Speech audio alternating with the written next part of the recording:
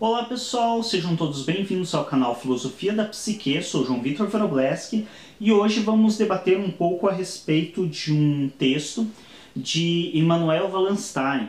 Então, este texto que eu vou estar me utilizando é o primeiro capítulo do livro O Universalismo Europeu, a Retórica do Poder, escrito pelo Immanuel Wallenstein, que é um sociólogo estadunidense, e ele nasceu em 1930 em Nova York.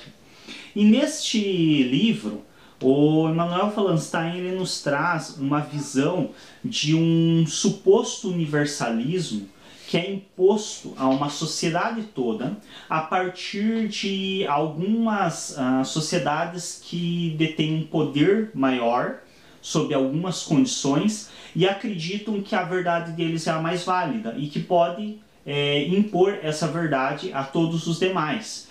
Então a gente vê isso e o Immanuel Wallenstein ele nos traz uma releitura desde lá de antes de 1500, ali do período das invasões às Américas. Então ele traz uma leitura desde essa época até o período mais contemporâneo nosso. E ele começa já nos explicando essa questão de que existem valores que são definidos em certas sociedades e essas sociedades elas colocam esses valores como uma máxima válida para todo mundo, como se todos fossem obrigados a seguir esses valores que essa sociedade impõe. E aí o Wallenstein vem para se questionar a respeito disso e para também nos colocar para pensar a respeito disso. E a gente vê que isso acontece até hoje. Nós veremos um pouco mais adiante como que ocorre no tempo atual essa mesma situação que já vem lá desde 1500. Então, se estabeleceram valores de acordo com a cultura ocidental e esses valores que foram estabelecidos pelos próprios integrantes dessa cultura, eles são colocados como os melhores e os valores ideais. Então é engraçado que as pessoas que defendem esses valores, e aqui entendo-se engraçado mais no sentido trágico do que hilário, as pessoas que defendem esses valores são as mesmas que os criaram. Então não é que eu defendo valores de outros, eu defendo valores que eu mesmo criei. Então eu defino esses valores como sendo os valores bons e os certos e eu vou tentar enfiar goela abaixo em todas as outras pessoas os meus valores. E ele nos traz exatamente essa situação, aonde ele coloca também que esse universalismo europeu, obviamente é um universalismo falso, porque se é europeu não é válido para todo o mundo. A palavra universalismo isso já é meio estranho, né? Porque a velha questão hipócrita humana de achar que o universo se resume ao seu planeta, né? Deveríamos falar em planeta, não em universo, já que só é válido para o nosso mundo. Enfim, ele acredita sim que sejam possíveis se estabelecer valores universais. Mas ao longo do seu texto, ele vai defender e nos mostrar que esses valores universais eles não podem ser construídos a partir do entendimento de poucos. Então não se podem pegar valores que são de uma cultura e estabelecer isso como universal. Esses valores eles de fato devem abranger a todas as culturas e serem maleáveis para todas elas. Ele defende ser possível. Eu pessoalmente discordo. Eu acredito que não seja possível se estabelecer valores universais. Então eu fico um pouco me questionando aqui até onde isso de fato é viável. Mas enfim, ele nos traz sim esta possibilidade de uma construção de valores que de fato seja válida e abranja todas as culturas. E aí, no primeiro capítulo já, quem tem o direito de intervir, então ele nos traz a questão dos valores universais contra a barbárie.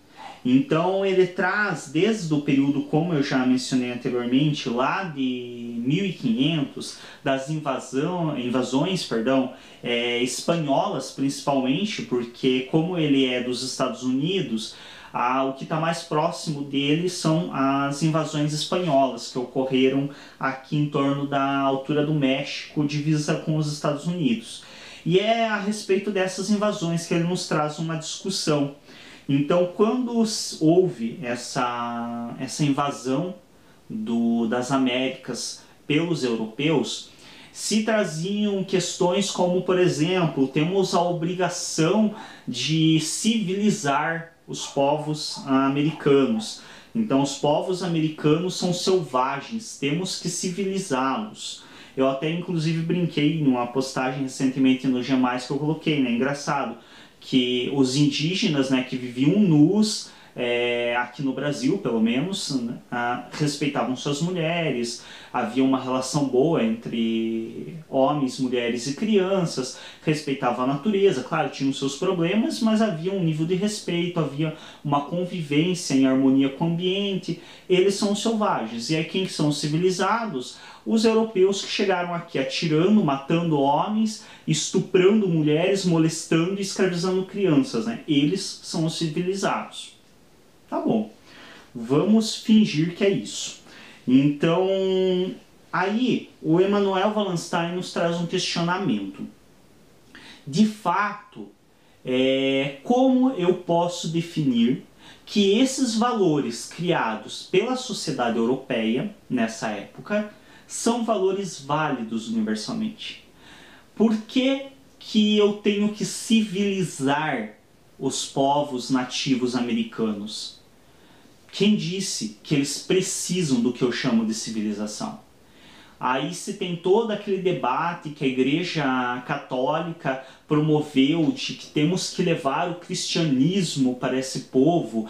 Como pode um povo pagão que não acredita em Deus, um povo, o nativo americano, que acredita nos seus deuses, que tem valor para eles, quem diz que eles precisam do teu Deus europeu?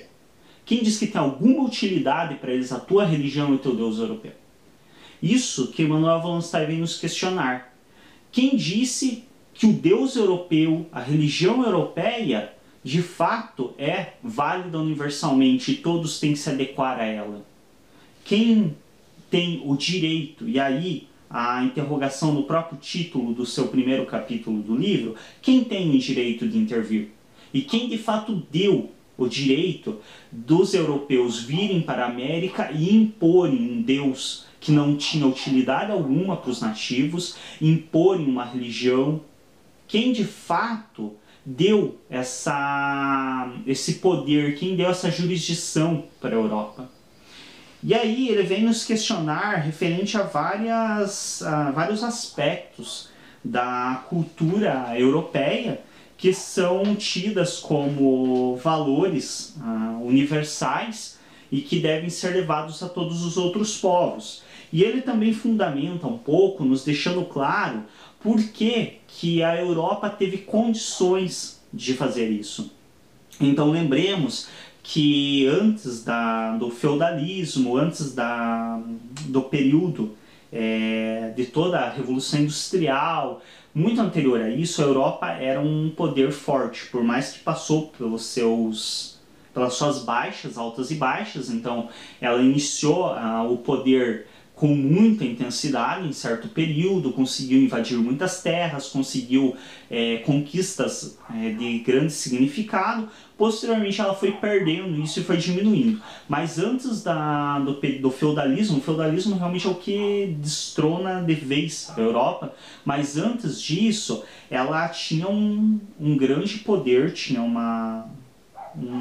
ela tinha condições de se espalhar e espalhar a sua cultura de maneira muito facilitada, já que houveram várias invasões de terras. A Europa era simplesmente gigantesca, dominou um território enorme e, portanto, também possuía uma comunicação muito forte com todas essas regiões e o que possibilitava a eles fazer com que se espalhasse a sua cultura de uma maneira muito intensa.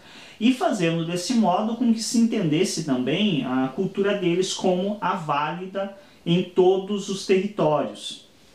Isso deu uma condição para a Europa de realmente estabelecer deste modo a sua cultura como uma cultura universal, como uma máxima válida para todos. Tanto é que quando nós pegamos os escritos dos primeiros que tiveram a oportunidade de vir pesquisar nas novas terras na América, nós percebemos justamente isso, que todo o posicionamento que se tem desses escritores é justamente tomando como referência a civilização europeia. E até hoje nós percebemos muito no nosso dia a dia de vários aspectos que tomam por base sempre a cultura europeia. Então até hoje nós mantemos muito esse universalismo europeu, como se a cultura europeia realmente fosse válida para todos. E dentro disso também o Wallenstein ele nos traz dois teólogos que debateram muito a respeito disso. Então ele nos traz dois teólogos ligados à religião católica que tinham duas visões bastante diferenciadas deste posicionamento da Europa de levar a sua cultura aos demais povos como se ela fosse uma máxima válida. Inclusive um dos exemplos que um desses teólogos, que é justamente o contrário a essas invasões e essa questão de se estabelecer a cultura europeia como a cultura válida, ele traz um questionamento justamente que os mesmos espanhóis que estavam trazendo a sua cultura, a sua religião, o seu Deus para as Américas e chamando os nativos americanos de povos bárbaros, são os mesmos que anteriormente na Europa foram chamados de bárbaros por outras culturas. Então ele traz esse debate para demonstrar justamente que existem diferenças nas culturas e que muitas culturas que hoje são vistas como válidas, no período aqui se referindo a 1500, em outros períodos foram as mesmas culturas que foram em determinados momentos vistas como culturas inferiores, como culturas de menos valor. E até hoje existe muita discussão a respeito disso. Então até hoje se discute muito até onde, de fato, uma cultura é superior ou igual a outras. E até hoje existem autores se posicionando em ambos os lados. Então até hoje nós vemos autores que se posicionam afirmando que não existe nenhuma cultura superior à outra, que todas as culturas são iguais em questão de valoração, apesar das suas singularidades em relação a cada uma, e existem outros que se posicionam bem firmemente mesmo afirmando, não, existem sim culturas melhores, existem culturas superiores a outras. E aí, quando nós vamos a isso, e você concorde ou não significa, como eu sempre digo, eu estar expondo aqui essa visão, não significa que eu concorde com ela também. Então é uma simples questão de saber que existem sim autores que se posicionam defendendo que existe uma cultura superior e melhor que a outra. Mas aí quando nós partimos desses autores, de que existe de fato uma cultura superior à outra, nós temos que nos questionar também quem dá, hipoteticamente, considerando que de fato existisse uma cultura superior à outra, como eu disse, não significa que eu concorde com isso, quem dá o direito dessa cultura impor a cultura dela ao outro, que ela considera inferior. E aí a máxima do título do primeiro capítulo do livro do Wallenstein. Então, quem tem o direito de intervir? Aqui, inclusive, eu vi uma das citações aqui do próprio texto do Wallenstein, que ele lembrou ao leitor que os romanos haviam definidos como bárbaros os ancestrais dos espanhóis.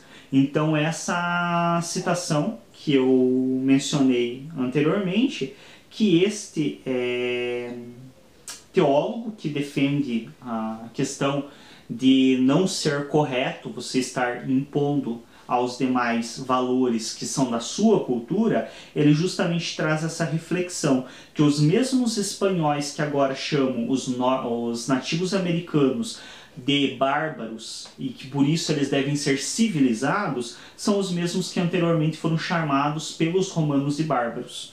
Então, uma certa inversão aqui. Bom, uma também das máximas que a gente vê, e aqui já começamos a adentrar um pouco mais no contemporâneo. Eu vou tentar não me estender tanto no vídeo para não torná-lo muito maçante para quem está assistindo. Então, quando nós vamos um pouco mais adiante no tempo, deixamos esse período de 1500, das invasões espanholas no México, nas Américas, como eu mencionei isso porque o Wallenstein é estadunidense, então ele é norte-americano, mas quando nós vemos aqui no Brasil não ocorreu diferente. Então os portugueses vieram com todo esse discurso de trazer a religião, de trazer civilizar os indígenas, como se de fato os indígenas precisassem da religião, os portugueses precisassem do Deus português. Enfim, quando nós vamos um pouco adiante no tempo, nós vamos para uma das mais atuais, digamos, formas de universalismo, que também não deixa de ter sua raiz europeia, que é as leis. Então, no caso, por exemplo, das leis da ONU.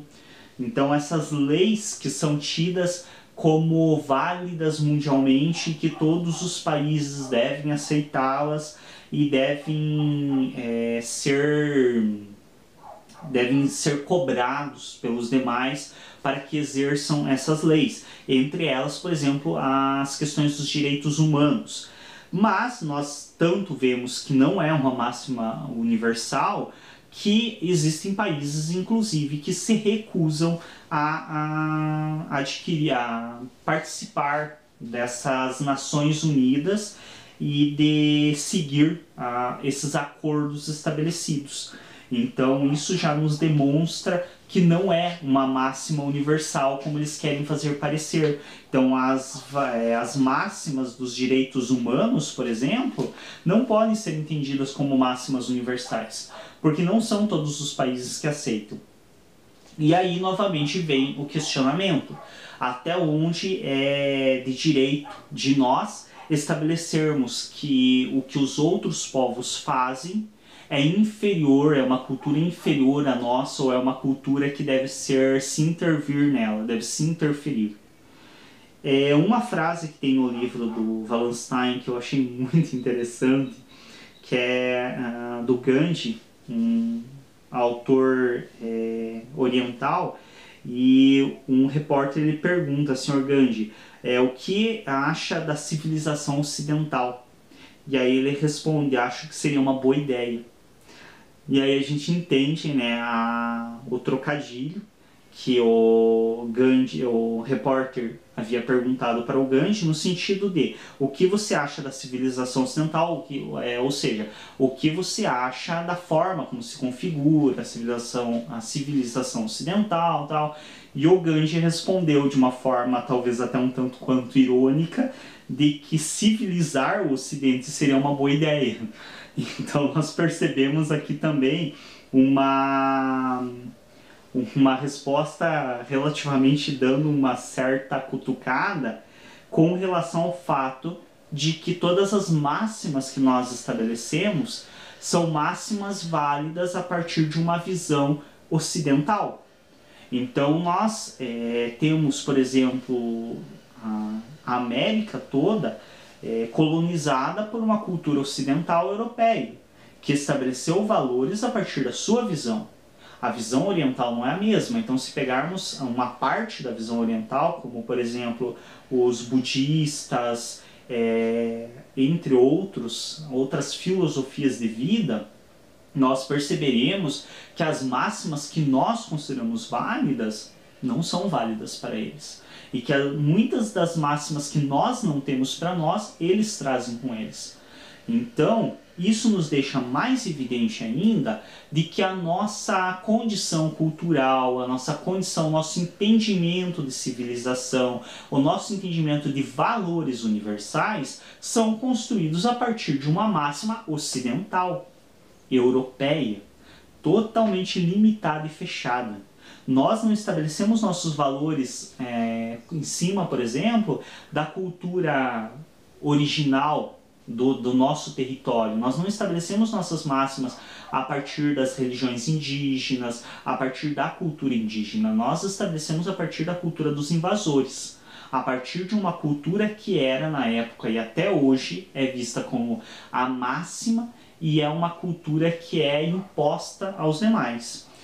Exemplo disso até podemos tomar como exemplo a própria questão, e aí também há debates por questão de facilitação de comunicação e tudo, mas poderíamos tomar, por exemplo, o inglês. Por que o inglês é a língua válida universalmente, entre aspas? O inglês não é válido universalmente. Eu não falo inglês, um monte de pessoas não falam inglês. Não é uma língua válida universalmente. Por que ela é tida como válida universalmente? Por que é uma língua europeia? Lembrando que o inglês vem lá da Inglaterra. Os Estados Unidos adotou o inglês assim como nós adotamos o português, porque há uma grande invasão britânica nos Estados Unidos, no território onde é os Estados Unidos, e por isso foi adotado o inglês, assim como nós adotamos o português de Portugal por causa das invasões portuguesas.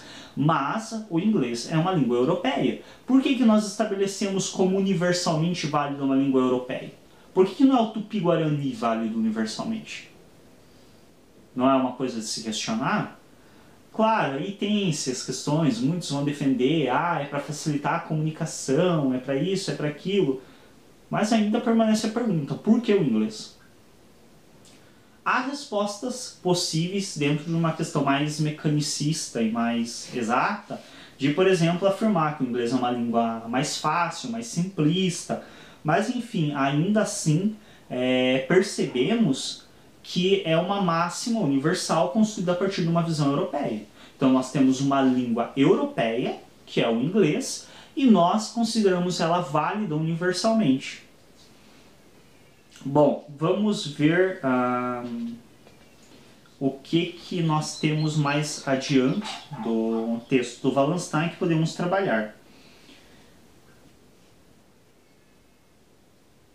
Então, uma das coisas que o Wallenstein nos traz de um certo universalismo que é imposto aos demais e que também permanece sendo europeu, apesar de atualmente ser mais exercido pelos Estados Unidos do que pelos países da Europa em si. A Europa também ultimamente anda passando alguns perrengues, mas enfim, uma das máximas válidas atualmente não é mais a civilização, né? Então se perdeu um pouco essa questão de que se tinha lá em 1500, vamos para lá civilizar os selvagens. Não, o que é o discurso hoje? Vamos para lá libertar os selvagens.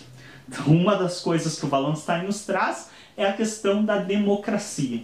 Então, hoje, um dos valores também estabelecidos como válidos universalmente é a democracia, que nem de longe é válido universalmente. E aí o Wallenstein vem nos questionar justamente isso.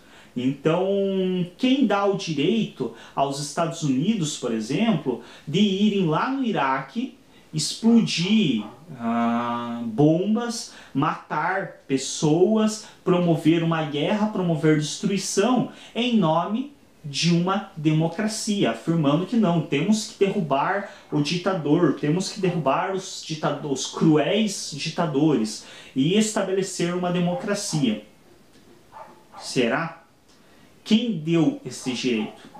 Lembrando que também aqui não é uma questão necessariamente de afirmar que isso é necessariamente errado. Afinal, temos que lembrar que também é essa mania dos Estados Unidos se meter em outras coisas que também promoveu a derrubada do Hitler. Talvez o Hitler não tivesse sido derrubado se não houvesse essa interferência forte dos Estados Unidos.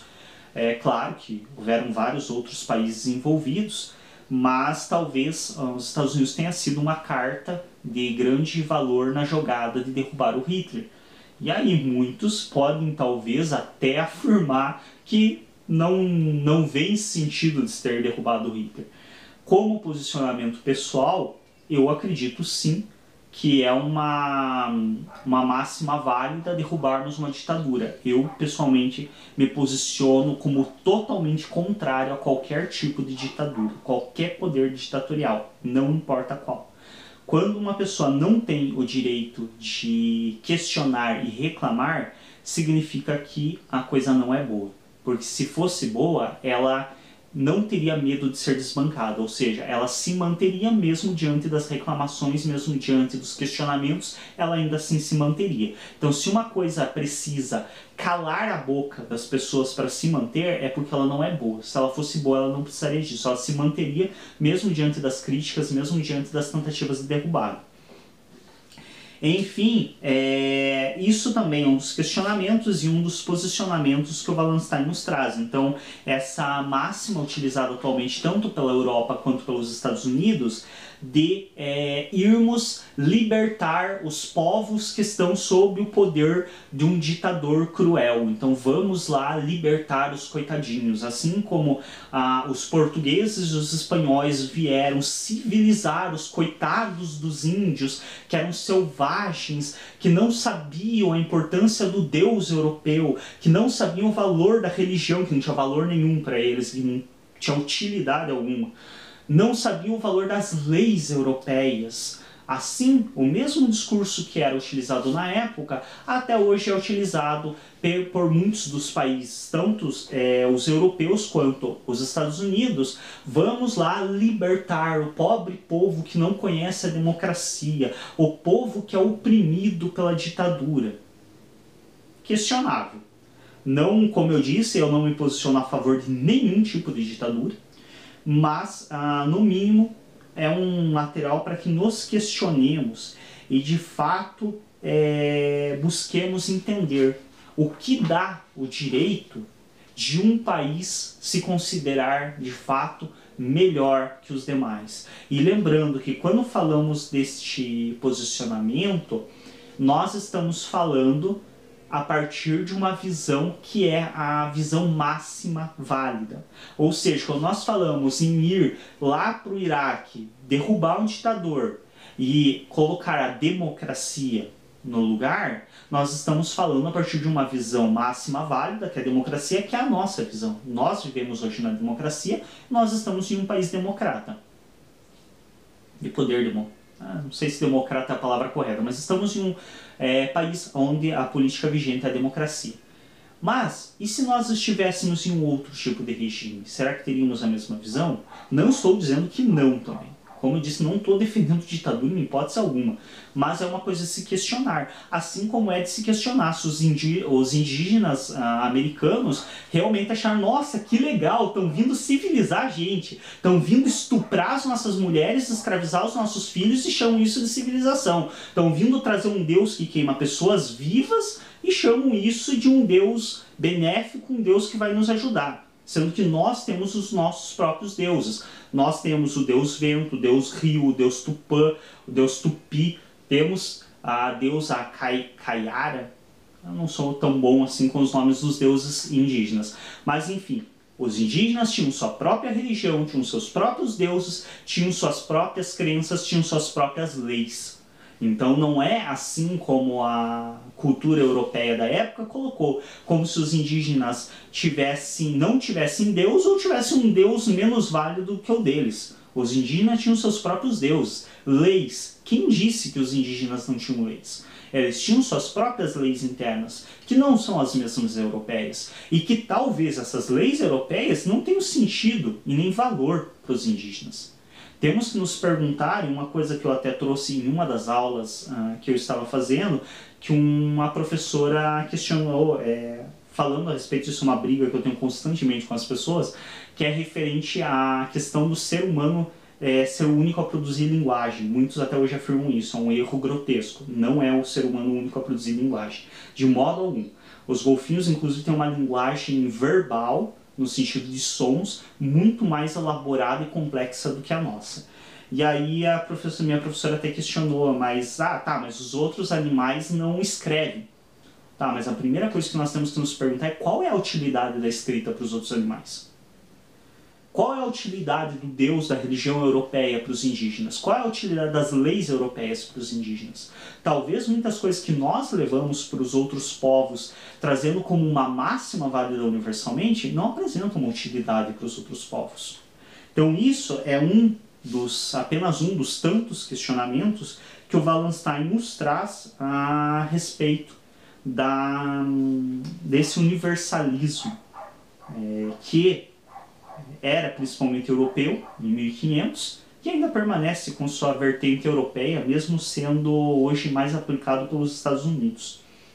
E aqui também tem uma citação direta que eu fiz do texto do Wallenstein, que por fim, não preciso lembrar até que ponto se justificou a invasão norte-americana no Iraque em 2003 como necessária para livrar o mundo de Saddam Hussein, ditador perigoso e cruel.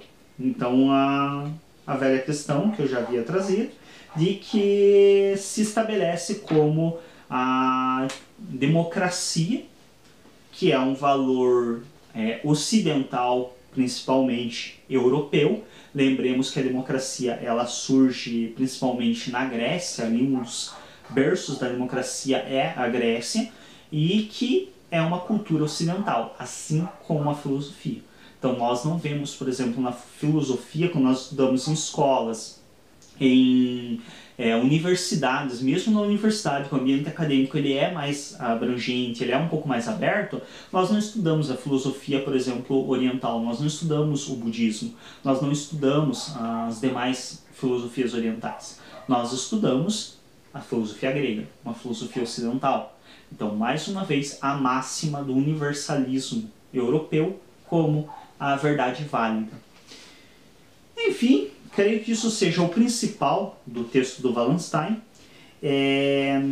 Novamente lembrando, então no final do seu texto, o Wallenstein nos traz uma reflexão a respeito da pergunta e nos traz a questão de que de fato ele acredita em uma verdade ou uma visão global. E aqui daí ele já traz mesmo com um termo um pouco mais coerente, como global e não mais universal. Ele acredita sim em uma visão global válida. Porém, ele acredita que não é essa vigente, obviamente, e que precisa isso ser construído. Então eu vou... Deixa eu ver só um pedaço aqui que deixa isso um pouco mais claro.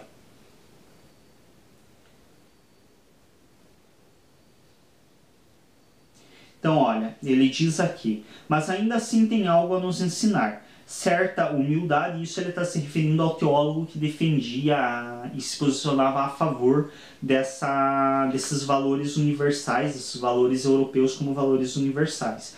Então, ele se refere a que a teoria deste teólogo ele ainda tem uma certa validade, que mas ainda assim tem algo a nos ensinar, certa humildade em nossa correção moral, apoio concreto aos oprimidos e perseguidos.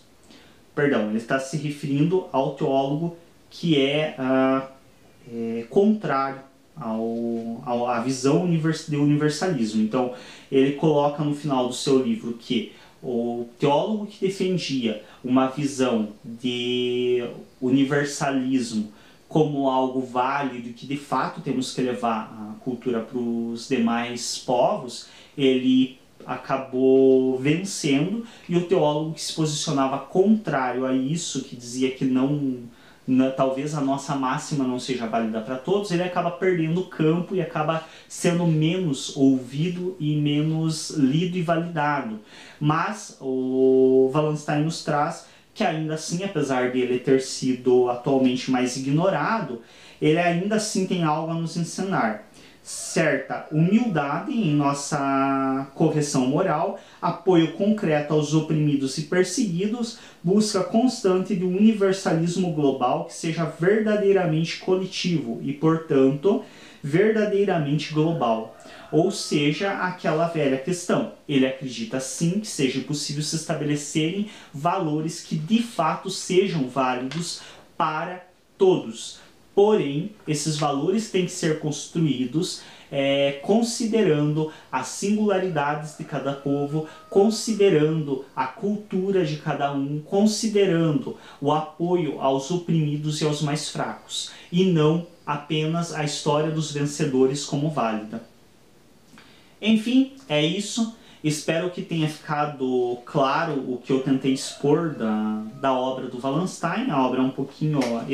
eu só trabalhei o primeiro capítulo aqui, mas ainda assim ele tem umas 40 páginas ou mais, então é um pouco extenso e eu não posso me delongar demais, portanto eu irei encerrar por aqui. Espero que tenha ficado um pouco apresentável as ideias que o Wallenstein nos traz a respeito dessa ideologia de um valor universal como válido, porém esse valor universal ele é construído a partir de uma visão de cultura e que não engloba nem de longe todas as culturas.